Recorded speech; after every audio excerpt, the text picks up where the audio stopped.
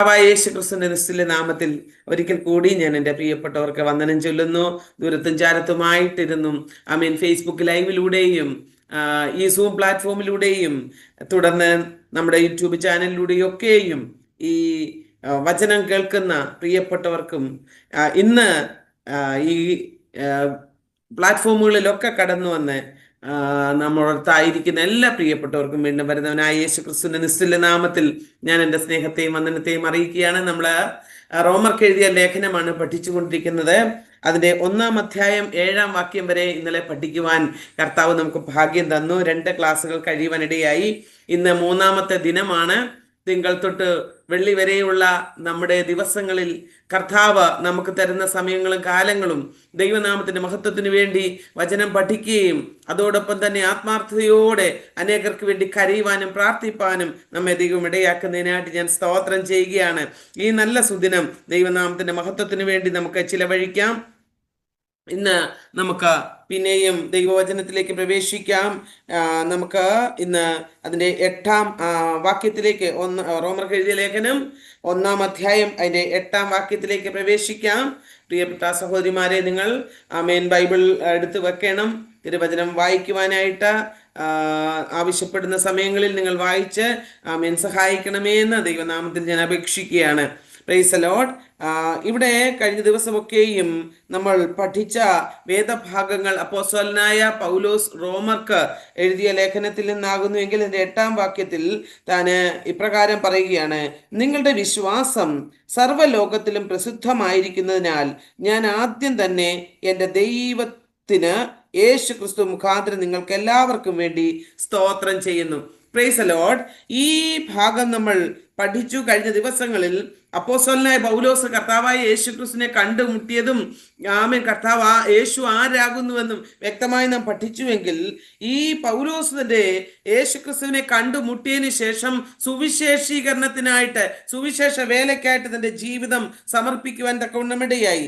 അതുകൊണ്ട് തൻ്റെ ഹൃദയത്തിന്റെ വലിയൊരാഗ്രഹമായിരുന്നു റോമ സന്ദർശിക്കുവാനുള്ള തൻ്റെ വാഞ്ച.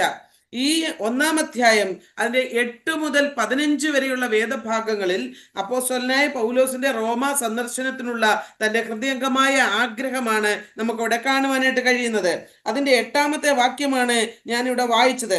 അതെ, ഇവിടെ വ്യക്തമായിട്ട് പൗലോസ് ആ കാലത്ത് തന്റെ ആ സുവിശേഷത്തോടുള്ള ആഗ്രഹം അവിടെ വെളിപ്പെടുത്തിയിട്ട് പറയുകയാണ്: സകല ലോകത്തിലും, സർവലോകത്തിലും നിങ്ങളുടെ വിശ്വാസം പ്രസിദ്ധമായിരിക്കുന്നതിനാൽ ഞാൻ ആദ്യം തന്നെ എൻ്റെ ദൈവത്തിന് സ്തോത്രം ചെയ്യുന്നു. Price the Lord. പൗലോസിന്റെ കാലത്തെ പാശ്ചാത്യ ലോകത്തിലെ ഏറ്റവും പ്രധാനപ്പെട്ട അന്നത്തെ പട്ടണമായിരുന്നു റോമ പട്ടണം എന്ന് പറയുന്നത്. അത് റോമ സാമ്രാജ്യത്തിന്റെ തലസ്ഥാനമായിരുന്നു. ഞാൻ എൻ്റെ ഇൻട്രൊഡക്ഷൻ പറഞ്ഞ സമയത്ത് നിങ്ങൾക്കത് മനസ്സിലാക്കി തരുവാൻ തക്കവണ്ണം ഇടയായി. എന്നാൽ ഈ ഇത് റോമ സാമ്രാജ്യത്തിന്റെ തലസ്ഥാന നഗരമായിരുന്ന ഈ പട്ടണത്തിൽ ഒന്നല്ലെങ്കിൽ മറ്റു കാര്യങ്ങൾക്ക് മുഴുവനും ലോകത്തിലെ ആളുകൾ അവിടെ കടന്നു വരുമായിരുന്നു. റോമയിൽ അന്ന് വ്യാപാര വ്യവസായങ്ങളും വളരെ ഇതര കാര്യങ്ങളും ഇവിടെ നടന്നുകൊണ്ടിരുന്നു. ലോകത്തിന്റെ വിവിധ ഇടങ്ങളിൽ നിന്ന് ആളുകള് ഈ റോമ പട്ടണത്തിലേക്ക് കടന്നു വരുമായിരുന്നു. അതുകൊണ്ട് തന്നെ റോമ ക്രിസ്ത്യാനികളെ സംബന്ധിച്ച വാർത്തകൾ സ്വാഭാവികമായി എല്ലായിടത്തും പരക്കുവാൻ തക്കവണ്ണമിടയായി. അതുകൊണ്ട് അവരുടെ വിശ്വാസം സർവ്വലോകത്തിലും പ്രസിദ്ധമായിരിക്കുന്നു എന്നാണ് പൗലോസ് ഇവിടെ പറയുന്നത്. അതാണ് നാം വായിച്ച വേദഭാഗം. നിങ്ങളുടെ വിശ്വാസം സർവ്വലോകത്തിലും പ്രസിദ്ധമായിരിക്കുന്നതിനാൽ ഞാൻ എൻ്റെ ദൈവത്തിന് സ്തോത്രം ചെയ്യുന്നു. അപ്പോൾ ഈ അന്നത്തെ റോമാക്കാരുടെ വിശ്വാസം അത് പ്രസിദ്ധമായതിനാൽ, അത് സത്യസന്ധമായ നിലയിൽ അപ്പോസ്തലനായ പൗലോസ് അവരുടെ വിശ്വാസത്തെ പുകഴ്ത്തിക്കൊണ്ട് അവരുടെ സുവിശേഷം വീണ്ടും റോമാ സാമ്രാജ്യം മുഴുവനും സ്പ്രെഡ് ചെയ്യണം. അതുകൊണ്ട് അവിടെ ക്രിസ്ത്യാനികളുടെ എണ്ണം വർദ്ധിക്കണം. വളരെ വേഗം അത് വർദ്ധിക്കുവാൻ ചാൻസ് ഉണ്ട്. അതുകൊണ്ട് അവിടെ കർക്കശമായിട്ട് ഹല്ലേലൂയ സുവിശേഷീകരണം നടക്കണം. അതുകൊണ്ട് റോമിലേക്ക് പോകുവാൻ പൗലോസ് വളരെയധികമായിട്ട് താല്പര്യപ്പെടുകയാണ്. എന്നാൽ അവിടെ സുവിശേഷീകരണം നടന്നതിനാൽ വളരെയധികം ആളുകൾ ക്രിസ്തു മാർഗത്തിലേക്ക് കടന്നു വന്നതുകൊണ്ട് അവിടെ ക്രിസ്ത്യാനികളെ പീഡിപ്പിക്കുവാൻ ആരംഭിച്ചു. അവിടെ പീഡ ആരംഭിക്കുവാൻ തക്കവണ്ണം ഇടയായി. അപ്പോൾ ഇങ്ങനെയുള്ള ഭീകരമായ പീഡകൾ ഉണ്ടായിട്ടും റോമയിൽ അന്നുണ്ടായിരുന്ന വിശ്വാസികൾ അവരെല്ലാവരും തന്നെ വിശ്വാസത്തിൽ ഉറച്ചു നിന്നു. Price the Lord. അതുകൊണ്ട് പൗലോസ് ദൈവത്തോട് ഭയങ്കര നന്ദിയുള്ളവനായി അവരുടെ വിശ്വാസം കണ്ടിട്ട്, അതാണ് ആ വാക്യത്തിൽ എഴുതിയിരിക്കുന്നത്, സർവ്വലോകത്തിലും അവരുടെ വിശ്വാസം പ്രസിദ്ധമായി. വളരെ പീഡകൾ ദൈവ മക്കൾക്കെതിരായി അവിടെ ഉണ്ടായിട്ടും അവർ വിശ്വാസത്തിൽ നിന്ന് പുറകോട്ട് വ്യതിചലിക്കാതെ അവർ ആ വിശ്വാസത്തിൽ ഉറച്ചു നിന്നതുകൊണ്ട് പൗലോസ് സത്യസന്ധമായി ദൈവത്തിന് സ്തോത്രം ചെയ്യുകയാണ്. Price the Lord. അതുപോലെ തന്നെ ദൈവമക്കളെ, ആമേൻ, റോമയിലുള്ള വിശ്വാസികളെ അതുകൊണ്ട് പൗലോസ് ആമേൻ പുകഴ്ത്തുകയും അവർക്ക് വില കൽപ്പിക്കുകയും ചെയ്യുക. കാരണം അവരുടെ വിശ്വാസം അവരുടെ പ്രതികൂലത്തിൽ തകർന്നു പോയില്ല. എന്നെ കേൾക്കുന്ന പ്രിയപ്പെട്ടവരോട് എനിക്ക് ഇന്ന് അപ്പോസ്തലനായ പൗലോസ് തന്റെ ജീവിതത്തിന്റെ അനുഭവത്തിലൂടെ പറഞ്ഞ ഒരു കാര്യം ഓർമ്മിപ്പിക്കുവാനുണ്ട്. ഇന്ന് നമ്മുടെ ദൈവമക്കൾക്ക് ധാരാളം പീഡകൾ, വളരെ പ്രതികൂലങ്ങൾ, പ്രശ്നങ്ങൾ ഒക്കെ ഉണ്ടായിക്കൊണ്ടിരിക്കുകയാണ്. എന്നാൽ ഞാൻ പറയട്ടെ, കർത്താവിന്റെ ദൃഷ്ടിയിൽ എല്ലാവരും ഒരുപോലെയാണ്. നാം ദൈവസന്നിധിയിലേക്ക് കടന്നു വന്നു സത്യസന്ധമായി ഈ സത്യം തിരിച്ചറിഞ്ഞിട്ട് നമ്മുടെ സഹോദര വർഗത്തെ സ്നേഹിക്കുവാൻ കഴിയാതെ, ഹല്ലേലൂയ, നാം അന്യോന്യം പരാതി പറഞ്ഞ്, ഹല്ലേലൂയ, ആമേൻ, ദൈവത്തിന് സ്തോത്രം ചെയ്യുവാൻ കഴിയാതെ ആയിരിക്കുന്ന ഒരു കാലഘട്ടത്തിലേക്കാണ് ഇന്ന് ആമേൻ നമ്മുടെ ആത്മീയ ലോകം കടന്നു വന്നിരിക്കുന്നത്. ഞാൻ അതിന് കാരണം പറയാം. ഇന്ന് ഇസങ്ങൾ ധാരാളമുണ്ട്, ഓർഗനൈസേഷനുകൾ ധാരാളമുണ്ട്, അല്ലേ? നിങ്ങൾ ചിന്തിച്ചു കഴിഞ്ഞാൽ നമ്മളിപ്പോൾ ഈ സൂം പ്ലാറ്റ്ഫോമിലും അതുപോലെ തന്നെ ഫേസ്ബുക്ക് ലൈവിലൂടെയും ഒക്കെയും എന്നെ സദയം ശ്രദ്ധിക്കുന്ന പ്രിയപ്പെട്ടവർ വിവിധ സംഘടനകളിൽ നിൽക്കുന്നവരാണ്. പെന്തക്കോസ്റ്റൽ വിഭാഗത്തിലുള്ളവരുണ്ട്, ആമേൻ, അല്ലാത്ത ഓർഗനൈസേഷനുകളിൽ കർത്തൃവേലയിൽ ആയിരിക്കുന്നവരുണ്ട്. അപ്പോൾ തന്നെ വിഭിന്നങ്ങളായ സാഹചര്യങ്ങളിൽ ദൈവത്തെ മഹത്വീകരിക്കുന്നവരുണ്ട്. അവര് ഇന്ന് തമ്മിൽ തല്ലി, തമ്മിൽ വഴക്കുണ്ടാക്കി, അന്യോന്യം ലഹളയുണ്ടാക്കി ജീവിക്കുകയാണ്. ഹല്ലേലൂയ, ആമേൻ. ദൈവമക്കളെ, ഇത് അന്ത്യകാലഘട്ടമാണ്. അന്ത്യകാലഘട്ടത്തിന്റെ ലക്ഷണങ്ങൾ എന്താണ്? മനുഷ്യൻ സ്വസ്നേഹികളായി തീരുന്ന കാലഘട്ടമാണ്. ഇന്ന് നേതാക്കന്മാർ ആമേൻ സ്വസ്നേഹികളായി തീർന്നുകൊണ്ടിരിക്കുകയാണ്. എനിക്കൊരു കാര്യം വ്യക്തമായിട്ട് അറിയാം. ആമേൻ, ഒരു സംഘടനയിൽ നിന്ന് ആമേൻ ഒരു സഹോദരി ആമേൻ മറ്റൊരു സംഘടനയിലേക്ക് എന്തെങ്കിലും ചെയ്യുവാൻ, അഥവാ ഒരു സഹോദരൻ ആമേൻ എന്തെങ്കിലും ചെയ്യുവാൻ കടന്നു പോയി കഴിഞ്ഞാൽ അവർക്ക് മുകളിൽ നിന്ന് അവരുടെ ലീഡേഴ്സ് റെസ്ട്രിക്ഷൻസ് വെച്ചിട്ടുണ്ട്. ഞാൻ വർക്ക് ചെയ്തിരുന്ന സംഘടനയിലൊക്കെ അങ്ങനെ റെസ്ട്രിക്ഷൻസ് ഉണ്ടായിരുന്നു. ഞാൻ ചിന്തിക്കും, അതൊക്കെ എന്തിനാണ്?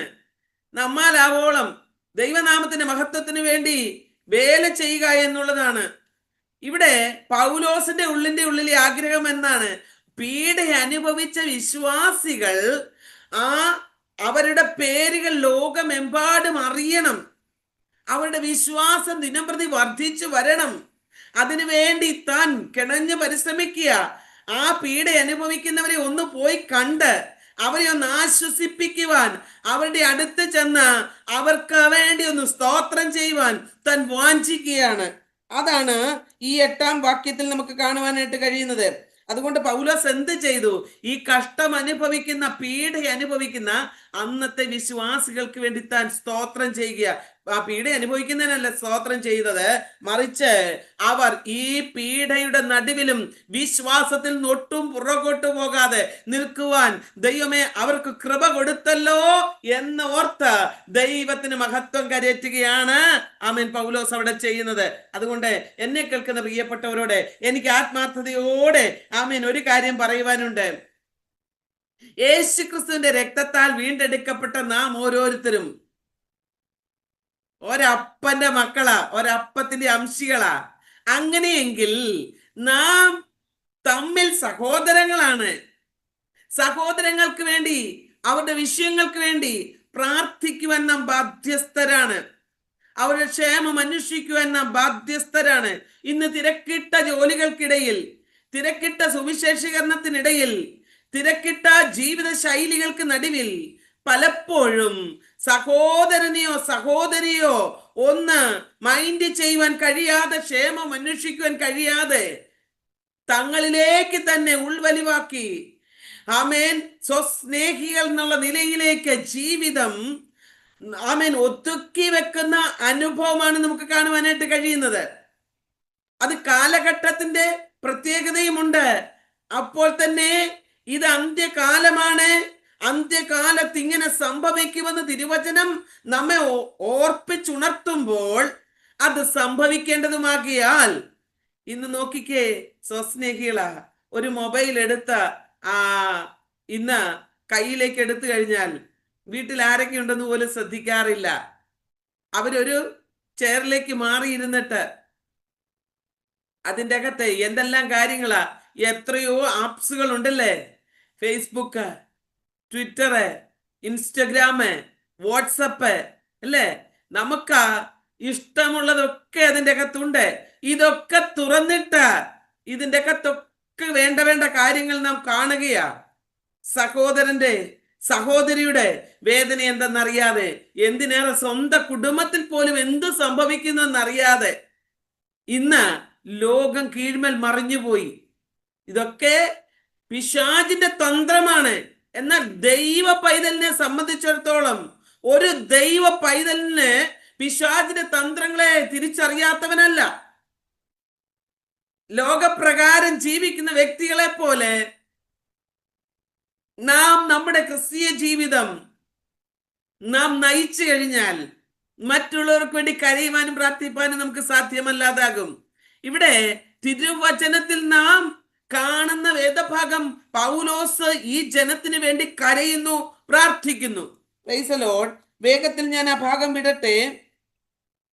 അതുകൊണ്ട് 9ഉം 10ഉം വേദഭാഗത്തിൽ വീണ്ടും പൗലോസ് പറയുക, ഞാൻ ഇടവിടാതെ നിങ്ങളെ ഓർത്തുകൊണ്ട് ദൈവ ഇഷ്ടത്താൽ എപ്പോഴെങ്കിലും നിങ്ങളുടെ അടുക്കൽ വരുവാൻ സാധിക്കേണ്ടതിന് എന്റെ പ്രാർത്ഥനയിൽ എപ്പോഴും യാചിക്കുന്നു എന്നുള്ളതിന് അവന്റെ പുത്രനെ കുറിച്ചുള്ള സുവിശേഷ ഘോഷണത്തിൽ ഞാൻ എൻ്റെ ആത്മാവിൽ ആരാധിക്കുന്ന ദൈവം എനിക്ക് സാക്ഷി. Price the Lord. ദൈവത്തെ മുൻനിർത്തിക്കൊണ്ട് ഉള്ളം തുറന്ന് പറയുന്ന ഒരു പൗലോസ്. Price the Lord. ഈ കത്ത് എഴുതുന്ന സമയത്ത് പൗലോസ് റോമയിൽ എത്തിയിട്ടില്ലായിരുന്നു. താന് റോമ ക്രിസ്ത്യാനികളെ അന്ന് ഒരിക്കൽ പോലും കണ്ടിരുന്നുമില്ല. ആരാണ് റോമിൽ ആദ്യം സുവിശേഷം എത്തിച്ചത് എന്ന് നമുക്ക് ഇന്നും വ്യക്തമല്ല. എന്നാൽ അവരെ കുറിച്ച് നേരിട്ട് കാണുകയും നേരിട്ട് അവരെ നേടിയെടുത്തതുപോലെയുമാണ് പൗലോസ് അവർക്ക് വേണ്ടി കണ്ണീരൊഴുക്കുന്നത്, അവരെ കരുതുന്നത്, അവർക്ക് വേണ്ടി പ്രാർത്ഥിക്കുന്നത്. പ്രിയപ്പെട്ടവരെ, ഇതൊക്കെ നമുക്കൊരു മാതൃകയാണ്. ഇന്ന് സുവിശേഷ വേലയിലായിരിക്കുന്ന ആമേൻ ദൈവമക്കളെ, വിശ്വാസത്തിലേക്ക് കടന്നു വന്നിരിക്കുന്ന ദൈവമക്കളെ, നാം നമ്മുടെ സഹോദരവർഗങ്ങൾക്ക് വേണ്ടി കരയേണ്ടിയവരാ. അപ്പോസ്തലൻ പറയുക, എന്റെ പ്രാർത്ഥനയിൽ എപ്പോഴും ഞാൻ യാചിക്കുന്ന ഒരു വിഷയമാണ്. ഹല്ലേലൂയ. എന്താണ്? അവന്റെ പുത്രനെ കുറിച്ചുള്ള സുവിശേഷ ഘോഷണത്തിൽ ഞാൻ എൻ്റെ ആത്മാവിൽ ആരാധിക്കുന്ന ദൈവം എനിക്ക് സാക്ഷിയാ. കാരണം ഞാൻ ഈ ദിവസങ്ങളിൽ നിങ്ങളുടെ അടുക്കൽ വരുവാൻ ആഗ്രഹിക്കുന്നു. എന്നാൽ എനിക്കത് സാധിക്കാതെ ലേറ്റ് ആകുന്നതനുസരിച്ച് ഞാൻ നിങ്ങൾക്ക് വേണ്ടി വളരെ ആഗ്രഹത്തോടെ പ്രാർത്ഥിച്ചു കൊണ്ടിരിക്കുകയാണ്. നാമും ഇന്ന് ഒരൊറ്റ കാര്യം ഞാൻ ആമേൻ പറയട്ടെ. സുവിശേഷത്തിന് മുൻതൂക്കം കൊടുക്കുന്ന സഹോദരിയെ, പ്രിയപ്പെട്ട സഹോദര, നാം ഒട്ടും പുറകിൽ പോകരുത്. ആമേൻ. നമുക്ക് ഭൂമിയുടെ അറ്റത്തോളം പോയി സുവിശേഷം അറിയിക്കുവാനെന്നാണ് ആമേൻ നമുക്ക് യേശു ക്രിസ്തുവിന്റെ അന്ത്യകൽപ്പന അല്ലേ. വലിയൊരു കൽപ്പനയാണ്, കർത്താവിന്റെ കമാൻഡാണ്. നിങ്ങൾ ഭൂമിയുടെ അറ്റത്തോളം. മത്തായി എഴുതിയ സുവിശേഷം ലാസ്റ്റ് അധ്യായത്തിലാണല്ലോ.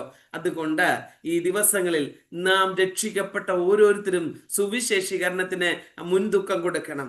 പ്രാർത്ഥനയിൽ ഉറ്റിരിക്കുന്നവരായി സുവിശേഷീകരണത്തിന് മുൻതൂക്കം കൊടുക്കുന്നവരായിരിക്കണം. എവിടെയും പോകാൻ ആഗ്രഹിച്ചു. ഞാൻ എൻ്റെ ജീവിതത്തിൻ്റെ അനുഭവം പറയാം. ഞാൻ വളരെ വർഷങ്ങൾ നോർത്ത് ഇന്ത്യയിലായിരുന്നു.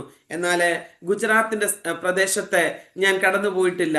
ഞാൻ നീണ്ട 11 വർഷക്കാലം ഗുജറാത്തിന്റെ പ്രദേശത്ത് കടന്നുപോയി സുവിശേഷീകരിക്കുവാൻ പ്രാർത്ഥിച്ചു. ഇപ്പോൾ ചിന്തിക്കണം, ഞാൻ ഇന്ത്യയുടെ 20 സ്റ്റേറ്റുകൾ ഇപ്പോൾ കടന്നുപോയ വ്യക്തിയാണ്. അന്ന് ഞാൻ പ്രാർത്ഥിച്ചു, കർത്താവെ, ഗുജറാത്തിൽ സുവിശേഷത്തിന് അവിടെ സാധ്യമല്ലാത്ത ഒരു സ്ഥലമാണ്. അവിടെ ധർമ്മ പരിവർത്തന ബില്ല് പാസ്സാക്കിയ സ്ഥലമാണ്. അതുകൊണ്ട് അവിടെ കടന്നു പോകാൻ ബുദ്ധിമുട്ടായിരുന്നു. അപ്പോൾ ഞാൻ പ്രാർത്ഥിച്ചു, ദൈവമേ, എനിക്കവിടെ അവിടുത്തെ ലോക്കലായിട്ടുള്ള ഒരു വ്യക്തിയുടെ അടുക്കൽ കടന്നു പോകുവാൻ, അവിടുത്തെ ഒരു സുവിശേഷകന്റെ, ഒരു പാസ്റ്ററുടെ അടുക്കൽ കടന്നു പോകുവാൻ എനിക്ക് ദൈവം ഇടയാക്കണമേ. കാരണം അവർ അവിടുത്തെ ആളുകളായതുകൊണ്ട് വില്ലേജിൽ നമുക്ക് ധൈര്യമായി കടന്നുപോയി സുവിശേഷം പറയുവാൻ ഇടയാകും. ഇന്നേക്ക് ഒരു 4-5 വർഷം മുൻപേ ദൈവം അത് സാധിച്ചു. അതുപോലെ തന്നെ നേപ്പാളിന് വേണ്ടി ഞാൻ പ്രാർത്ഥിച്ചു. സാധ്യത ദൈവം ഉണ്ടാക്കി തന്നു.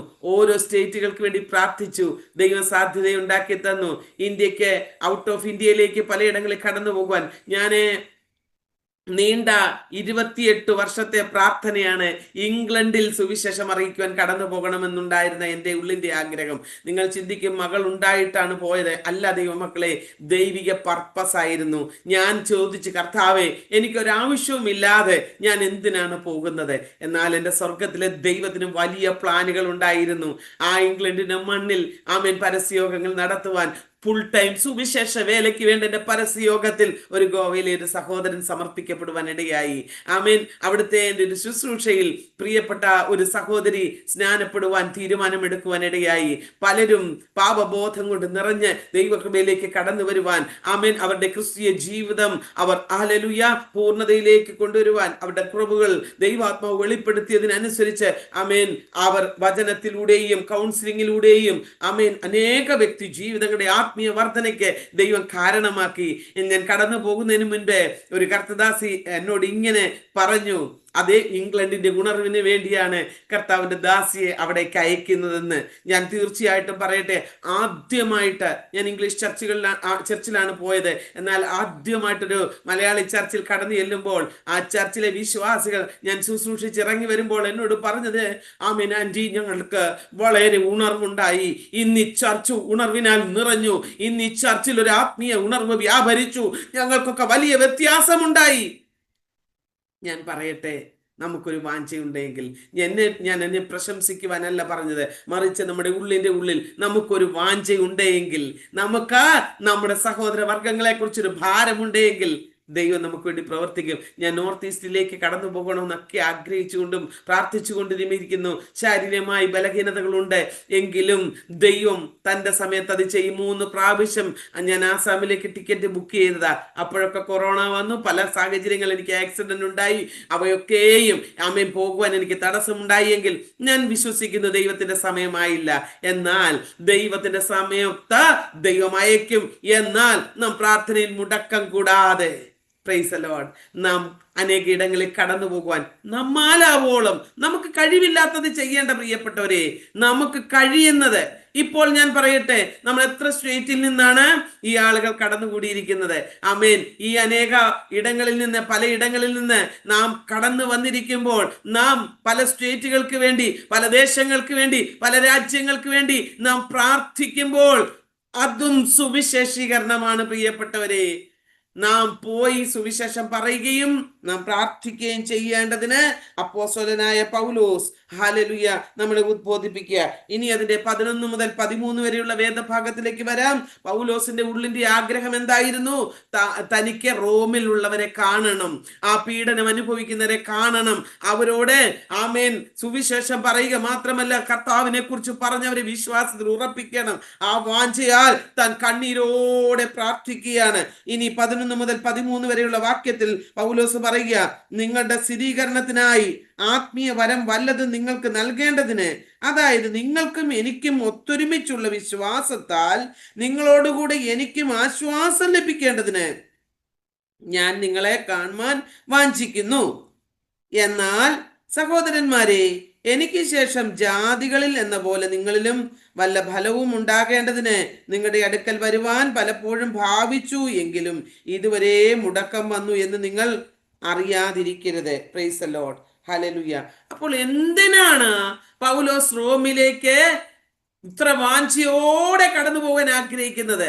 ആ ജനത്തിന് വേണ്ടി എന്തിനാണ് ഇങ്ങനെ മുട്ടിപ്പായി പ്രാർത്ഥിക്കുന്നത്? ഇതൊക്കെ ഒരു ചോദ്യചിഹ്നമല്ലേ?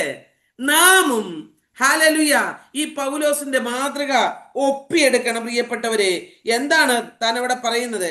ആ അന്നത്തെ അവിടുത്തെ വിശ്വാസികളുടെ സ്ഥിരീകരണത്തിന്, ഹല്ലേലൂയ, അതാണ് താൻ പറയുന്നത്. അവിടെ കടന്നു ചെല്ലുമ്പോൾ ആ വിശ്വാസികൾ ആരും, ഹല്ലേലൂയ, നഷ്ടപ്പെടരുത്. നിങ്ങളുടെ സ്ഥിരീകരണത്തിനായി ആത്മീയ വരം നിങ്ങൾക്ക് നൽകേണ്ടതിന് എന്ന് വെച്ചാൽ വിശ്വാസത്തിൽ നിന്ന് ഒരു വ്യക്തി പോലും പുറകോട്ട് പോകാതെ അവരെയൊക്കെയും ക്രിസ്തുവിൽ ഉറപ്പിക്കുവാൻ ഒരു ഭക്തന്റെ ഹൃദയത്തിന്റെ ആഗ്രഹമല്ലേ? ഇന്ന് ഒരു സഭ വളർന്നാൽ അയൽവക്ക സഭക്കാർക്ക് ദേഷ്യമാ, അവർക്ക് വിശുദ്ധ കുശുംബ. എങ്ങനെയാണ് ഇത്രയും ആളുകൾ അവിടെ വരുന്നത്? പ്രിയപ്പെട്ടവരെ, എങ്ങനെയും ഹല്ലേലൂയ ശത്രുവിന്റെ കയ്യിൽ നിന്ന്, പിശാചിന്റെ കെണിയിൽ നിന്ന് ജനത്തെ ഉദ്ധരിച്ചു പുറത്തു കൊണ്ടുവരിക എന്നുള്ളതായിരിക്കണം ഒരു ദൈവ പൈതലിന്റെ ഹൃദയത്തിന്റെ വാഞ്ച. അതുകൊണ്ട് പീഡ അനുഭവിക്കുന്നവർ നശിക്കപ്പെടരുതേ എന്ന് ആഗ്രഹിച്ചുകൊണ്ട് അവരെ സ്ഥിരീകരണത്തിൽ എന്ന് വെച്ചാൽ അവരെ നിലനിർത്തുവാൻ, വിശ്വാസത്തിൽ ഉറപ്പിക്കുവാൻ പൗലോസ് ആഗ്രഹിച്ചു. ഞാൻ പറയട്ടെ, പൗലോസ് നേടിയെടുത്ത വിശ്വാസികളല്ല, പൗലോസ് സ്ഥാപിച്ച സഭയല്ല, പൗലോസ് അവരെ നേരിട്ട് കണ്ടിട്ടുമില്ല, പൗലോസ് ആ റോമിൽ പോയിട്ടുമില്ല, പൗലോസ് അവരോട് നേരിട്ട് സംസാരിച്ചിട്ടുമില്ല, ഈ ജനത്തെ പൗലോസിനോട്ട് അറിയത്തുമില്ല. പിന്നെന്തുകൊണ്ടാണ്? എന്നെ കേൾക്കുന്ന പ്രിയപ്പെട്ടവരെ, ഇതാണ് സുവിശേഷത്തിന്റെ വാഞ്ച. നാം ഇന്ന് കണ്ടിട്ടില്ലാത്ത എത്രയോ പേർക്ക് വേണ്ടി നമ്മൾ പ്രാർത്ഥിക്കുന്നല്ലേ? നമ്മൾ കണ്ടിട്ടും കേട്ടിട്ടും ഇല്ലാത്ത എത്രയോ സംസ്കാരങ്ങളുടെ നടുവിലേക്ക് നാം കടന്നു പോകുന്നു. Price the Lord. ഞാൻ ഇംഗ്ലണ്ടിൽ കടന്നു ചെന്ന് കണ്ണ് തോർന്നിട്ടില്ല. ഞാൻ പാർക്കിലൊക്കെ പോയിരുന്ന അന്യഭാഷയിൽ ദൈവത്തെ ആരാധിക്കുകയും പ്രാർത്ഥിക്കുകയും ചെയ്യും. കാരണം ആമേൻ, അവിടുത്തെ യൗവനക്കാരായ കുഞ്ഞുങ്ങൾ ആമേൻ ലഹരി മരുന്നുകൾക്ക് അടിമപ്പെട്ട്, സിഗരറ്റ് വലിച്ച്, ആമേൻ ഡ്രഗുകൾ കഴിച്ച്, അവരുടെ കയ്യിൽ എപ്പോഴും ഉണ്ട് ഈ സിഗരറ്റ് പോലെ അതിന് വലിക്കുന്ന ഒരു സാധനം, എനിക്ക് അതിന്റെ പേരൊന്നും ഓർമ്മയില്ല. ഇത് വലിച്ചു തള്ളി വിടുമ്പോൾ 12ഉം 8ഉം 10ഉം വയസ്സുള്ള കുഞ്ഞുങ്ങൾ പോലും ഒരു മടിയും കൂടാതെ ഒരു ഗ്യാങ് ആയിട്ട് ഒരുമിച്ച് കൂടി ആമേൻ ആഘോഷിക്കുന്ന നിമിഷങ്ങൾ കാണുമ്പോൾ എന്റെ ഹൃദയം പിടയാറുണ്ട്. ദൈവമക്കളെ, അവിടെ പോയി ഒരു തുള്ളി കണ്ണീരൊഴുക്കിയതിന്റെ ഫലം ആമേൻ സ്വർഗത്തിലെ ദൈവം ഇന്നല്ലെങ്കിൽ നാളെ തരുമെന്ന് എനിക്ക് ഉറപ്പുണ്ട്. ഈ ഉറപ്പാണ് പൗലോസ് തന്റെ ജീവിതത്തിൽ കാണിച്ചത്. താൻ വിശ്വസിച്ചു. ഹല്ലേലൂയ. ആത്മഭാരമുള്ള ദൈവമക്കൾ ഇതിനകത്തുണ്ട് എന്ന് എനിക്കറിയാം. അതുകൊണ്ടാണ് ഈ പ്രയർ ലൈനിലേക്ക് നിങ്ങൾ കടന്നു വരുന്നത്. എന്നെ കേൾക്കുന്ന പ്രിയപ്പെട്ടവരെ, നാം ആരും ലജ്ജിക്കപ്പെടുവാൻ ദൈവം അനുവദിക്കത്തില്ല. Praise the Lord. ഹല്ലേലൂയ. അവരുടെ സ്ഥിരീകരണത്തിനായിട്ട് പൗലോസ് റോമിലേക്ക് പോകാൻ ആഗ്രഹിച്ചത്. അപ്പോൾ പ്രസംഗിച്ചാൽ മാത്രം പോരാ. ആമേൻ. പിന്നെ എന്ത് വേണം? സഭകൾ സ്ഥാപിക്കണം, ആളുകളെ ദൈവസന്നിധിയിലേക്ക് അടുപ്പിക്കണം. ഇന്ന് പ്രസംഗത്തിൽ വാക്ചാതുര്യമുണ്ടെങ്കിൽ, പ്രസംഗ കലയുണ്ടെങ്കിൽ ആർക്കും പ്രസംഗിക്കാം. പക്ഷെ പ്രസംഗത്തിൽ ആളുകൾ വിടുവിക്കപ്പെടണമെന്നുണ്ടെങ്കിൽ ആത്മാവിന്റെ പരിവർത്തനം അവിടെ ഉണ്ടാകണം, ഒരു ആത്മഭാരം ഉണ്ടാകണം, പ്രാർത്ഥനാപൂർവം ദൈവവചനം ശുശ്രൂഷിക്കണം. ഞാൻ കുറ്റം പറയുകയെന്ന് ചിന്തിക്കരുത്. ഇന്ന് പല സഭകളിലും പ്രസംഗങ്ങൾ ധാരാളമുണ്ട്. ആമേൻ. നമുക്ക് മീഡിയ തുറന്നു കഴിഞ്ഞാൽ ധാരാളം പ്രസംഗങ്ങൾ കാണാനായിട്ട് കഴിയും. പക്ഷേ നമ്മുടെ ഹൃദയത്തെ ടച്ച് ചെയ്യുന്ന എത്ര പ്രസംഗങ്ങളുണ്ട്? നമ്മോട് ദൈവാത്മാവ് വ്യക്തവും ശക്തവുമായിട്ട് ഇടപെടുന്ന എത്ര ആമേൻ പ്രസംഗങ്ങൾ നിങ്ങൾ കേൾക്കുന്നുണ്ട്? പാപത്തെക്കുറിച്ചും നീതിയെക്കുറിച്ചും ന്യായവിധിയെക്കുറിച്ചും ബോധം വരുത്തുന്ന പരിശുദ്ധാത്മാവ് നമ്മോട് ഇടപെടുന്നില്ല എങ്കിൽ ആ പ്രസംഗം ജൽപ്പനം മാത്രമാ. അതുപോലെ തന്നെ നമ്മുടെ പ്രാർത്ഥനയിൽ ഒരു വിടുതൽ കിട്ടുന്നില്ല എങ്കിൽ അതും ജൽപ്പനമായി മാറും. ഹല്ലേലൂയ. ദൈവത്തിന്റെ സമയത്താണ് ദൈവം മറുപടി നൽകുന്നത് എങ്കിൽ പോലും ദൈവമക്കളെ, നാം പ്രാർത്ഥനയിൽ ഉറ്റിരിപ്പാൻ ബാധ്യസ്ഥരാണ്. മാത്രമല്ല, പൗലോസ് അവിടെ പോയി തന്റെ പ്രസംഗകല വെളിപ്പെടുത്തുവാനല്ല, മറിച്ച് ഈ സുവിശേഷം ഈ വ്യക്തികളോട് അറിയിച്ചിട്ട് വിശ്വാസത്തിൽ അവരെ വീരരാക്കി നിർത്തുവാൻ, താൻ കണ്ട ദൈവം ആരെന്ന്, താൻ കണ്ട യേശു ക്രിസ്തു ആരെന്ന്, ദമസ്കോസിന്റെ പടിവാതിക്കൽ ആമേൻ സൂര്യനെ വെല്ലുന്ന വെളിച്ചത്തിൽ തനിക്ക് വെളിപ്പെട്ട ക്രിസ്തു ആരെന്ന് ഈ ജനത്തിന് മനസ്സിലാക്കി കൊടുക്കണം. അവിടുത്തെ മ്ലേച്ഛതകളും അവിടുത്തെ അനുഭവങ്ങളും വിട്ട് ജനം ദൈവത്തിലേക്ക് അടുത്തു വരണം. അതിനു വേണ്ടിയാണ് പൗലോസ് അവിടെ തന്റെ ആഗ്രഹം വെളിപ്പെടുത്തിയത്. ആമേൻ. സഭാ ജനങ്ങളെ, അവിടെ വിശ്വാസത്തിലേക്ക് വന്ന വിശ്വാസ സമൂഹത്തെ എന്ത് ചെയ്യണം? ഉറപ്പിക്കണം, സ്ഥിരപ്പെടുത്തണം. അതാണ് താൻ ആഗ്രഹിച്ചത്. ഹല്ലേലൂയ. ഞാൻ പറയട്ടെ, ഉറപ്പിക്കുവാൻ ആളില്ലെങ്കിൽ ഒരു ദൈവസഭയിലെ നമ്മളൊക്കെ സുവിശേഷീകരണത്തിന് ട്രാക്റ്റുകൾ കൊടുക്കും. ഫോർ എക്സാമ്പിളാണ് ഞാൻ പറയുന്നത്. നമ്മൾ ട്രാക്റ്റുകൾ കൊടുക്കും. ഈ ട്രാക്റ്റുകൾ കൊടുത്ത് പോയിട്ട് ആരെങ്കിലും ഫോളോ അപ്പ് ചെയ്യാറുണ്ടോ? ചിലരൊക്കെ രക്ഷിക്കപ്പെടും. ഞങ്ങൾ ട്രാക്റ്റ് കൊടുത്തിട്ട് പലരും കോൾ ചെയ്യാറുണ്ട്. അപ്പോൾ നമ്മൾ അവരെ ഫോളോ അപ്പ് ചെയ്യപ്പോൾ ചിലപ്പോൾ വളരെ ദൂരങ്ങളിലൊക്കെ ആയിരിക്കാം.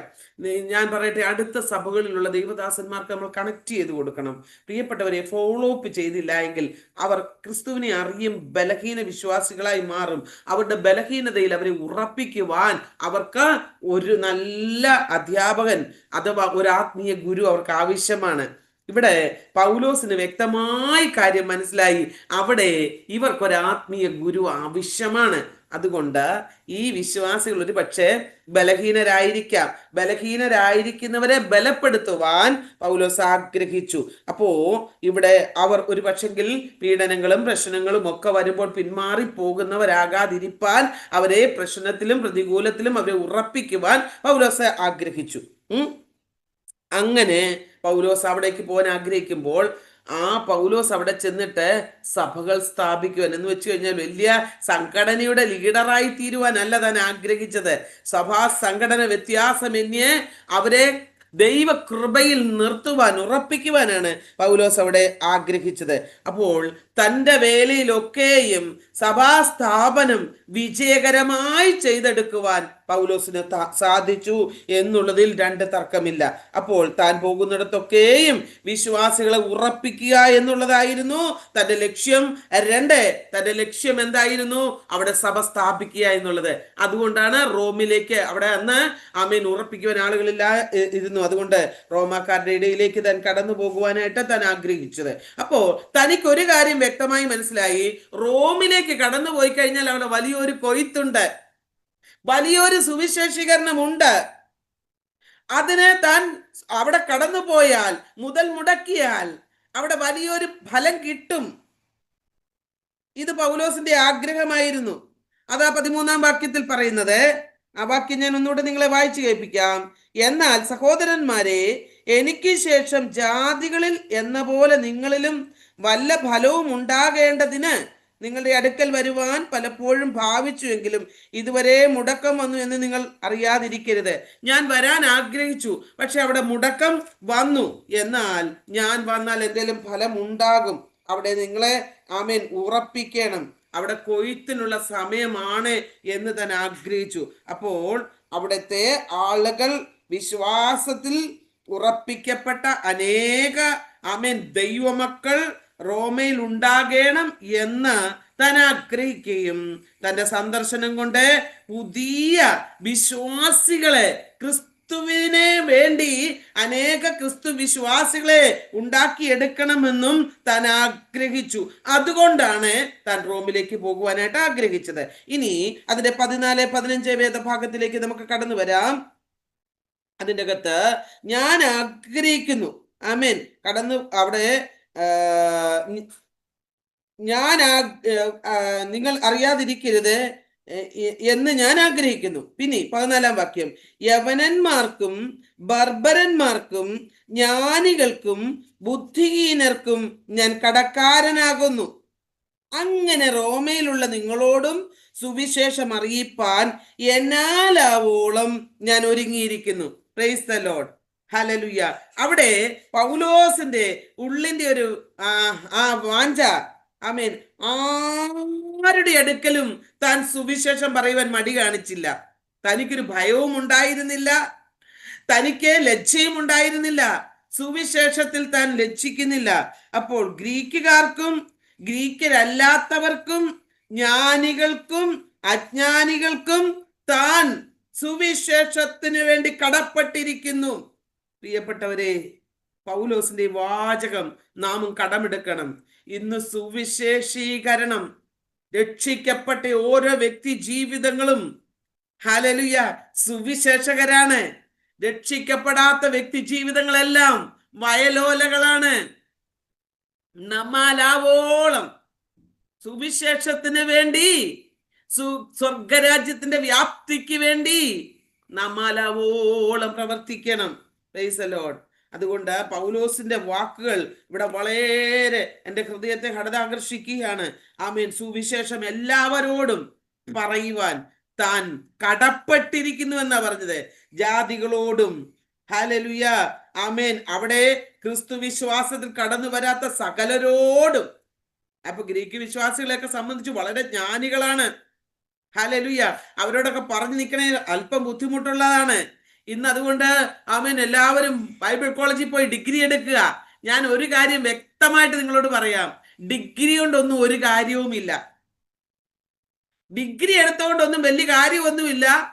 ആത്മാവിന്റെ നിറവിൽ, പരിശുദ്ധാത്മാവിന്റെ നിറവിൽ പൗലോസ് പ്രാർത്ഥിച്ചതുപോലെ ഒരു പ്രാർത്ഥനാ വീരനായി, ഒരു പ്രാർത്ഥനാ വീരയായി, സുവിശേഷ ദാഹമുള്ള വ്യക്തിയായി ഞാൻ നിങ്ങൾ മാറുവാൻ ശ്രമിച്ചാൽ ദൈവം നമ്മുടെ പ്രവർത്തനങ്ങളെ മാനിക്കും. അതാരൊക്കെ തടസ്സമിട്ടാലും, എവിടൊക്കെ നിനക്ക് പ്രതികൂലം ഉണ്ടായാലും, ആരൊക്കെ നിന്നെ തടഞ്ഞാലും കർത്താവ് നിനക്ക് വേണ്ടി പ്രവർത്തിക്കും. ദൈവമായി പൈതലേ, എന്നെ കേൾക്കുന്ന ആരെങ്കിലും ഇന്ന് സുവിശേഷീകരണത്തിൽ ആമേൻ മുന്നോട്ട് പോകുവാൻ കഴിയാതെ ഭാരപ്പെട്ടിരിക്കുന്നുവോ, ഞാൻ നിങ്ങളെ നോക്കി ഒരു ദൂത് വിളിച്ചു പറയാം. ജീവിതത്തിൽ ഈ ദിവസങ്ങളിൽ വിശുദ്ധിയോടെ നിന്നുകൊണ്ട്, ദൈവാത്മാവിന് വിധേയപ്പെട്ടുകൊണ്ട്, ആമേൻ പ്രാർത്ഥനാപൂർവം, ആമേൻ വിശുദ്ധ ജീവിതം നയിച്ചുകൊണ്ട് സുവിശേഷ വേലയ്ക്ക് വേണ്ടി സമർപ്പിക്കുക. ഒരാത്മഭാരം. നാം നിത്യനരകത്തിന് യോഗ്യരായി തീരേണ്ട സ്ഥാനത്ത് നിത്യമായ നാശത്തിന് കൂപം നമ്മളെ തേടി നിന്നപ്പോൾ ആ നിത്യനരകത്തിലേക്ക് ഞാനും നിങ്ങൾ പോകേണ്ട ഇടത്ത് ആമേൻ അറുക്കപ്പെട്ട കുഞ്ഞാടിന്റെ രക്തത്താൽ വീണ്ടെടുക്കപ്പെടുവാൻ എനിക്ക് നിങ്ങൾക്ക് ഭാഗ്യം ലഭിച്ചത് കൊണ്ട് ഇന്ന് മറ്റുള്ളവർക്കും അത് ലഭിക്കണമെന്നുള്ള ഒരു ഭാരം നമ്മളിൽ കടന്നു വരണം. നമ്മുടെ സമസൃഷ്ടങ്ങൾ, നമ്മുടെ സഹോദര വർഗങ്ങൾ നശിക്കുന്നു എന്നുള്ള ഒരു വേദന നമ്മുടെ ഉള്ളിലേക്ക് കയറണം. ഇന്ന് പലർക്കും ആത്മഭാരമില്ല. ഇന്ന് ഞാൻ പറയട്ടെ, പ്രവചന ദൂതുകൾ കേൾക്കുവാൻ എല്ലാവർക്കും ഇഷ്ടമാണ്. ഹല്ലേലൂയ. ദൂത് കേട്ടാൽ ദൈവമക്കളെ ആ ദൂതിനനുസരിച്ച് ജീവിതം നയിക്കണം. ഇന്ന് ഇതിനകത്തിരിക്കുന്ന ചിലരോട് ദൈവാത്മാവ് പറയുകയാണ്, നിന്നെ ദൈവാത്മാവ് ശുശ്രൂഷയ്ക്കായി വിളിച്ച് വേർതിരിച്ചിരിക്കുകയാണ്. എന്നാൽ നീ ശുശ്രൂഷയിൽ വിശ്വസ്തയാണോ? നീ ശുശ്രൂഷയിൽ വിശ്വസ്തനാണോ? പൗലോസിന്റെ വാഞ്ച താൻ ഹൃദയംഗമായി വെളിപ്പെടുത്തുകയാ. കണ്ടിട്ടില്ലാത്ത ആളുകളെ, ആമേൻ, മനസ്സിലാക്കിയിട്ടില്ലാത്ത ആളുകളെ, കേട്ടിട്ടില്ലാത്ത ആൾക്കാരെ അവരുടെ അടുക്കൽ ചെന്ന് സുവിശേഷം പറയുവാൻ താൻ ആഗ്രഹിച്ച് അവരെ വിശ്വാസത്തിൽ ഉറപ്പിക്കുവാൻ ആഗ്രഹിക്കുക എന്ന് ഇന്നും ഞാൻ ആത്മാർത്ഥയോടെ പറയട്ടെ. നോർത്ത് ഇന്ത്യയുടെ വില്ലേജുകളിൽ സുവിശേഷീകരിക്കുന്ന ആമേൻ ദൈവമക്കൾ ഈ സൂം പ്ലാറ്റ്ഫോമിലുണ്ട്. ഞാൻ പറയട്ടെ, നിങ്ങൾക്ക് ഇന്ന് പ്രതികൂലമായിരിക്കാം പ്രിയപ്പെട്ടവരെ, പ്രശ്നമായിരിക്കാം. ആമേൻ. കഴിഞ്ഞ നാളുകളിൽ ചെയ്തതുപോലെ പല വേലകളും ഗ്രാമങ്ങളിൽ പോയി ചെയ്യുവാൻ കഴിയാതെ ആയിരിക്കുന്ന അവസ്ഥകൾ ഉണ്ടാകാം. എന്നാൽ ദൈവാത്മാവ് പറയുകയാണ്, നിങ്ങൾ പ്രാർത്ഥിക്കേ, നിങ്ങൾ ദൈവസന്നിധി നിലവിളിക്കേ. നിങ്ങൾക്ക് വേണ്ടി പ്രാർത്ഥിക്കുന്ന ഒരു കൂട്ടം ആമേൻ ഉണ്ട്. അവരും അവരുടെ പ്രാർത്ഥനയാലും നിങ്ങളുടെ പ്രാർത്ഥനയാലും ഹൃദയത്തിന്റെ തല്ലിയ ആഗ്രഹങ്ങളെ സാധിപ്പിക്കുവാൻ എന്റെ ദൈവത്തിന് കഴിയും. നിങ്ങളെ ദൈവം തന്റെ വേലയിൽ ഉപയോഗിക്കും. അതിശക്തമായി ദൈവാത്മാവിനോട് പറയുന്നു, ചിലരെ ഈ ദിവസങ്ങളിൽ ശക്തിയോടെ ദൈവം കരങ്ങളിൽ എടുക്കുവാൻ പോവുകയാണ്. സുവിശേഷത്തിന്റെ വ്യാപ്തി, ഹല്ലേലൂയ, സുവിശേഷീകരണത്തിന്റെ വ്യാപ്തി ചിലരോട് ദൈവം ഈ ദിവസങ്ങളിൽ വിശാലപ്പെടുത്തുവാൻ പോവുകയാണ്. ഹല്ലേലൂയ. ആഗ്രഹിക്കുന്ന ചിലർക്ക് വേണ്ടി ദൈവപ്രവൃത്തി വെളിപ്പെടുത്തുവാൻ പോവുകയാണ്. പൗലോസ് ഹൃദയംഗമായി ആഗ്രഹിച്ചതുപോലെ. പ്രിയപ്പെട്ടവരെ, നിങ്ങൾ ആഗ്രഹിക്കുന്നുവോ? Price the Lord. ദൈവാത്മാവ് പറയുക, ഞാൻ പ്രവർത്തിക്കും, ഞാൻ പ്രവർത്തിക്കും. ആർ തടുക്കും? എന്റെ മഹത്വം ഞാൻ മറ്റൊരുത്തിനും വിട്ടുകൊടുക്കയില്ല.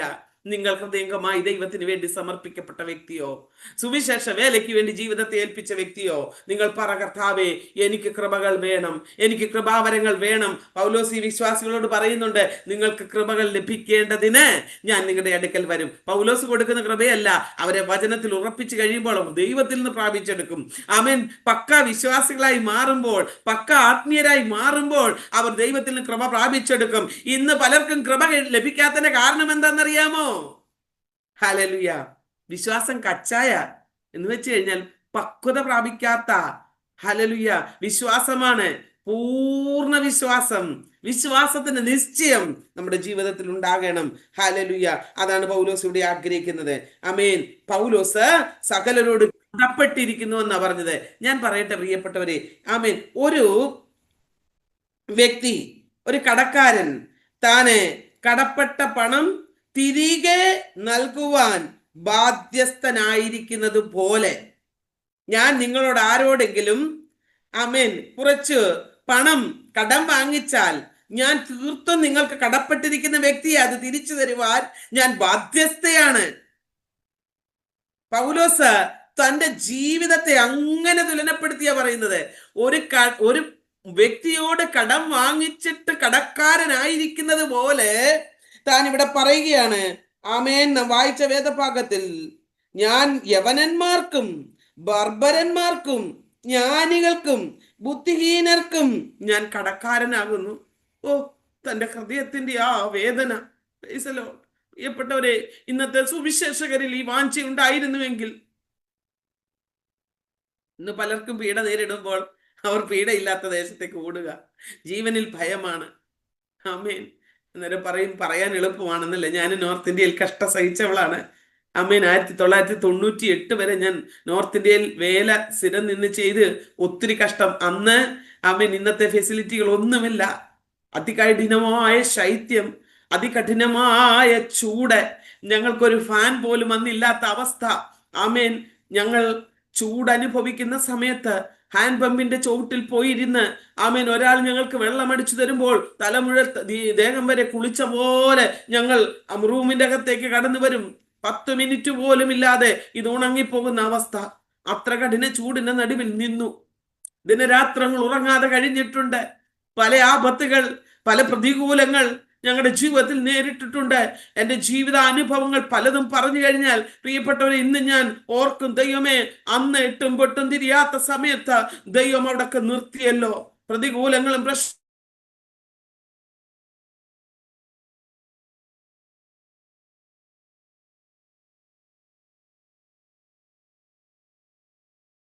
എങ്കിലും അന്നും ഈ സുവിശേഷ വിരോധികൾ, ഞാൻ ഇന്നും ഓർക്കുന്നൊരിക്കൽ ഞങ്ങൾ ഹരിയാനയിൽ ഒരു കോൺഫറൻസ് നടത്തിക്കൊണ്ടിരുന്ന സമയത്ത് സുവിശേഷ വിരോധികൾ 1994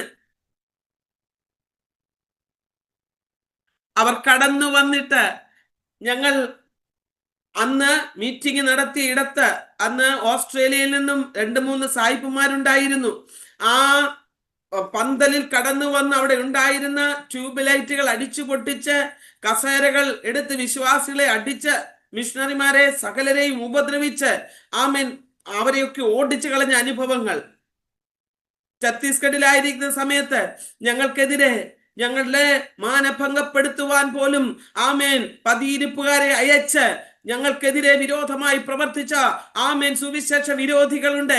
അവിടെ ഒന്നും തകർന്നു പോകാതെ, അവിടെ ഒന്നും തളർന്നു പോകാതെ, ശാരീരിക രോഗങ്ങളുടെ നടുവിൽ എത്രയോ രോഗങ്ങൾ സുവിശേഷീകരണത്തോടെ ബന്ധത്തിൽ അവിടെയൊക്കെ സംഭവിച്ചു. ഞാൻ പറയട്ടെ, അന്ന് ഹോസ്പിറ്റലുകൾ ഇല്ല ഇതുപോലെ. ഞാൻ ഒരിക്കൽ മലേറിയ, ന്യൂമോണിയ, ടൈഫോയിഡ് ഒക്കെ പിടിച്ച് ഛത്തീസ്ഗഡിലായിരിക്കുന്ന സമയത്ത്, ഇന്ന് ഞാൻ ഓർക്കുന്നു, അവിടെ സ്കൂളിൽ ആയിരിക്കുന്ന ടൈമിൽ എനിക്കൊരു ഹോസ്പിറ്റൽ എടുത്തില്ല. ഏകദേശം 50 കിലോമീറ്റർ യാത്ര ചെയ്തെങ്കിലേ ഒരു ഗവൺമെന്റ് ഹോസ്പിറ്റലിൽ എത്താൻ പറ്റൂ. ആ ഹോസ്പിറ്റലിൽ ചെന്നെത്തിയാൽ നമുക്ക് സഹായികളായി മറ്റാരുമില്ല.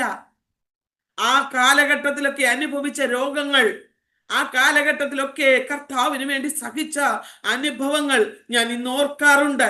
പ്രിയപ്പെട്ടവരെ, ഇന്ന് അതിലൊക്കെയും നമുക്ക് ധാരാളമായി ഫെസിലിറ്റികൾ ഉണ്ടായി. ഇന്ന് ധാരാളമായി നമുക്ക് സപ്പോർട്ടുകൾ ഉണ്ടായി. അന്ന് മുഴങ്കാലിൽ നിന്ന്, ആമേൻ, പ്രാർത്ഥിക്കും. അന്ന് ഞങ്ങൾക്ക് ഭക്ഷണം കഴിക്കുവാൻ ഞങ്ങളുടെ കയ്യിൽ പണമില്ല,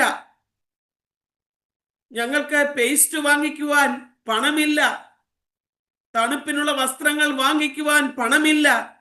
ഞങ്ങൾ ചില സഹോദരിമാർ ആയിരുന്ന അവസ്ഥയിൽ ദൈവം അവിടെയൊക്കെയും ഞങ്ങൾക്ക് വേണ്ടി ഏലിയാവിനെ കാക്കിയാൽ പോറ്റിയതുപോലെ അനേകരെ എഴുന്നേൽപ്പിച്ച് ഞങ്ങളെ നടത്തി. ഇതൊക്കെ ഓർക്കുമ്പോൾ ഹൃദയം നന്ദി കൊണ്ട് നിറയുക. ഞാൻ പറയട്ടെ, അന്ന് പ്രവർത്തിച്ച പ്രവർത്തനങ്ങൾ ഒന്നും നശിച്ചു പോയിട്ടില്ല. അന്ന് കണ്ണീരോടെ വിതച്ച ഓരോ വിത്തുകളും വളർന്നു. ഇതിൻ്റെ അകത്തുള്ള പുഷ്പ സഹോദരി, ഞാൻ 1996, 97, 98 കാലങ്ങളിൽ ഛത്തീസ്ഗഡിൽ പ്രവർത്തിച്ചപ്പോഴുണ്ടായിരുന്ന വിശ്വാസിയാണ്. ഇന്നും ആ സഹോദരിമാരൊക്കെ, ആ കുടുംബങ്ങളൊക്കെ വിശ്വാസത്തിൽ നിലകൊള്ളുന്നത് ഓർത്ത് ഞാൻ ദൈവത്തിന് സ്തോത്രം ചെയ്യുകയാണ്. ഞാൻ പറയട്ടെ, ആത്മാർത്ഥതയോടെ എൻ്റെ കർത്താവിന്റെ നാമത്തിന് വേണ്ടി നീ കടപ്പെട്ടിരുന്നാൽ അതാരെന്ന് നോക്കേണ്ട.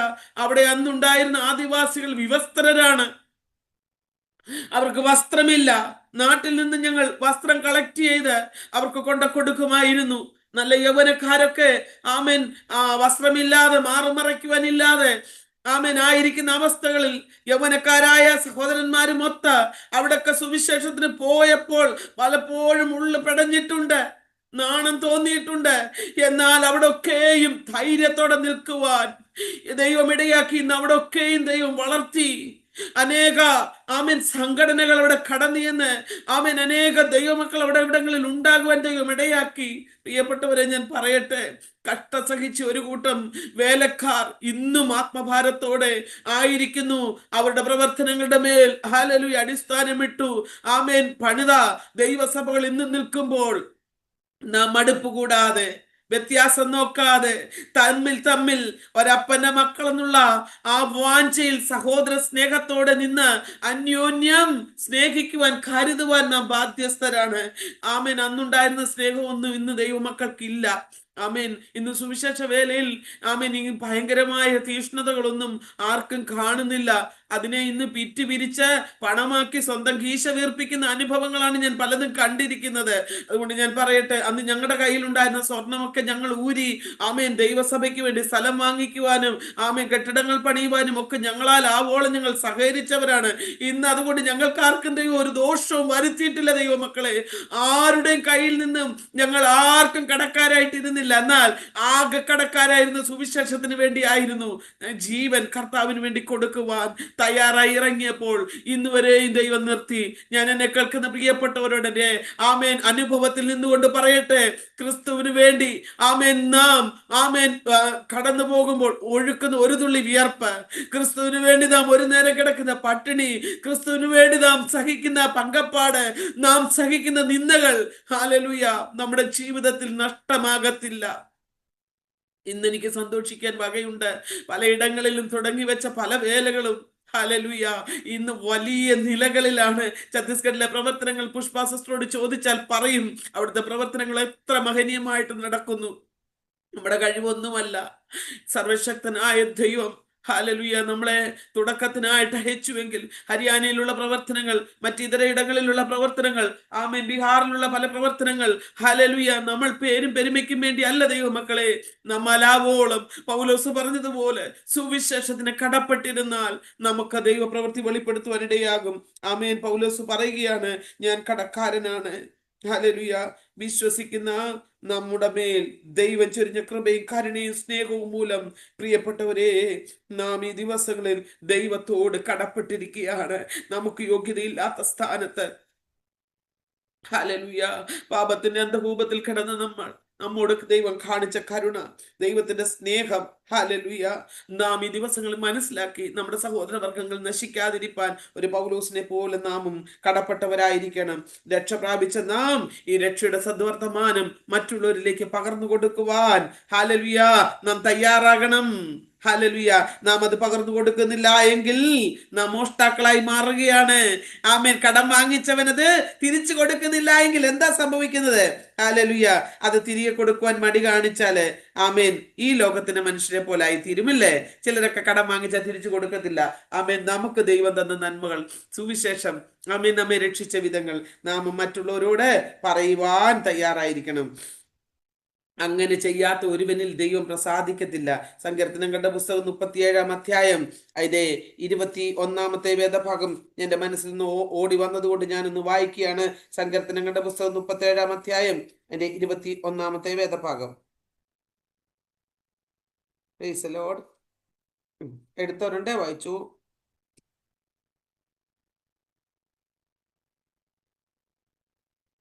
സ്തോത്രം.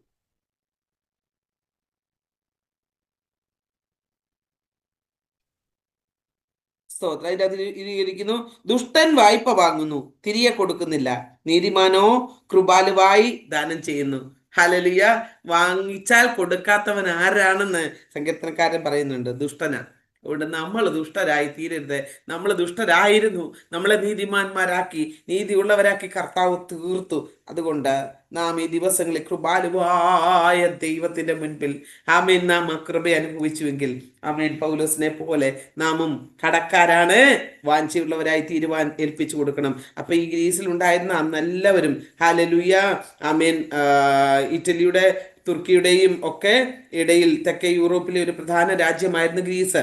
അപ്പൊ പൗലോസിന്റെ കാലത്ത് റോമാക്കാരെക്കാൾ സംസ്കാരമുള്ളവരും പരിഷ്കൃതരുമായിട്ടുള്ള ആളുകളായിരുന്നു ഈ ആളുകൾ. അതുകൊണ്ട് യവനന്മാരും ബർബരന്മാരും ആമേൻ ഈ ആളുകൾ റോമാക്കാരെ പോലെയൊക്കെ ആമേൻ ജീവിക്കുവാൻ ആഗ്രഹിച്ചു. എന്നാൽ ഇവരുടെയൊക്കെ നടുവിൽ ചെന്ന് പൗലോസ് സുവിശേഷം അറിയിക്കുവാൻ ആഗ്രഹിക്കുക. റോമിലെ പല രീതിയിലുള്ള ക്രിസ്ത്യാനികൾ അന്നുണ്ടായിരുന്നു. യഹൂദ ക്രിസ്ത്യാനികളും ജാതികളിൽ നിന്ന് ക്രിസ്ത്യാനികളായവരും, അപ്പോൾ ഗ്രീക്കുകാര്, ബർബരന്മാർ, ജ്ഞാനികൾ, അജ്ഞാനികൾ എന്നിങ്ങനെ ഈ സുവിശേഷം എല്ലാവർക്കും വേണ്ടി ഉള്ളതാണ്. അപ്പോൾ ഉയർന്നവരാകട്ടെ, താഴ്ന്നവരാകട്ടെ, പണ്ഡിതനാകട്ടെ, പാമരനാകട്ടെ, ആമേൻ, ധനവാനാകട്ടെ, ദരിദ്രനാകട്ടെ, എല്ലാവർക്കും പ്രൈസ് ദി ലോർഡ് ഹല്ലേലൂയ ഈ സുവിശേഷം ബാധകമാണ്. അതാണ് പൗലോസ് ഇവിടെ പറയുന്നത്. അതുകൊണ്ട് നമ്മുടെ പുറമേയുള്ള അവസ്ഥ ദൈവത്തിനറിയാം. നമുക്ക് ഇന്ന് നമ്മുടെ രാജ്യത്ത് നേരിട്ടിരിക്കുന്ന പ്രയാസം ദൈവത്തിനറിയാം. സുവിശേഷത്തിന് വിരോധമുണ്ട് എന്ന് ദൈവത്തിനറിയാം. എന്നാൽ പൗലോസ് നമ്മളെ ഉദ്ബോധിപ്പിക്കുകയാണ്. ആമേൻ. നാം ഒരുങ്ങിയിരിക്കണം. Price the Lord. നാം ദൈവത്തോടും മനുഷ്യരോടും കടപ്പെട്ടവരായിരിക്കണം എന്നാണ് പറയുന്നത്. സ്തോത്രം. അതുകൊണ്ട് ഇന്ന് പകൽക്കാലം നമുക്ക് ദൈവസന്നിധിയിലേക്ക് ഏൽപ്പിക്കാം. ഇതിന്റെ മെയിൻ 8 മുതൽ 15 വരെയുള്ള വേദഭാഗം. സ്തോത്രം. ആമേൻ. അപ്പോസ്തലനായ പൗലോസിന്റെ റോമിലേക്കുള്ള പോകാനുള്ള വാഞ്ച. എന്താണ് വാഞ്ച എന്ന് ഞാൻ പറഞ്ഞല്ലോ. ഒന്ന്, തനിക്ക് അവരുള്ളവരുടെ അടുക്കൽ ചെന്ന് അവരെ ഉറപ്പിക്കണം. വിഷമത്തിലിരിക്കുന്നവരെ ഉറപ്പിക്കണം. സഭകൾ സ്ഥാപിക്കണം. അനേകരെ കൃപകളാൽ, കൃപാവരങ്ങളാൽ അവർ നിറയപ്പെടണം. മാത്രമല്ല എല്ലാവരും, അവിടെ ഉള്ളവരെല്ലാവരും ഈ സുവിശേഷം അറിയണം. അതുകൊണ്ട് അവൻ അറിയിപ്പാനായിട്ട് കടന്നുപോയി. ആമേൻ. സ്തോത്രം. അതുകൊണ്ട് ഇനി നമുക്ക് ദൈവം അനുവദിച്ചാൽ നാളെ ആമേൻ ഈ സുവിശേഷത്തിന്റെ ശക്തി എന്താണ് എന്ന് ചിന്തിക്കാം. അപ്പോൾ പൗലോസിന്റെ റോമയിലേക്ക് പോകാനുള്ള വാഞ്ച നിങ്ങൾ മനസ്സിലാക്കിയല്ലോ. അതുകൊണ്ട് എന്നെ കേൾക്കുന്ന പ്രിയപ്പെട്ടവരോട് എനിക്ക് ഒറ്റ കാര്യമേ പറയാനുള്ളൂ. നമുക്ക് നമ്മുടെ ഇന്ത്യ മഹാരാജ്യം, അറ്റ്ലീസ്റ്റ് ഇന്ത്യ മഹാരാജ്യം സുവിശേഷീകരിക്കണമെന്നുള്ള ഒരു വാഞ്ച നമ്മളിൽ ഉണ്ടാകട്ടെ. ആമേൻ. സുവിശേഷത്തിന്റെ ദാഹം നമ്മളിൽ ഉണ്ടാകട്ടെ. ആമേൻ. ആത്മാക്കളെ നേടുവാനുള്ള വലിയൊരു വാഞ്ച നമ്മളിൽ ഉണ്ടാകട്ടെ. ജീവിക്കുന്നു ക്രിസ്തു, മരിക്കുന്നു ലാഭം എന്ന് എണ്ണിക്കൊണ്ട് അനേകർക്ക് വേണ്ടി പ്രയോജനപ്പെടുവാൻ നമ്മെ ഏൽപ്പിച്ചു കൊടുക്കാം. കർത്താവിന്റെ നാമത്തിന്റെ മഹിമയ്ക്കായിട്ട് നമ്മെ ഏൽപ്പിച്ചു കൊടുക്കുമ്പോൾ ഹല്ലേലൂയ കർത്താവ് നമുക്ക് വേണ്ടി പ്രവർത്തിക്കും. ഹല്ലേലൂയ. ധാരാളം കാര്യങ്ങൾ പറയുവാനുണ്ടെങ്കിലും ഞാനിവിടെ അവസാനിപ്പിക്കട്ടെ. ആമേൻ. നമുക്ക് ഒരുമിച്ച് ചേർന്ന് നാളെ വീണ്ടും കാണാം. God bless you all.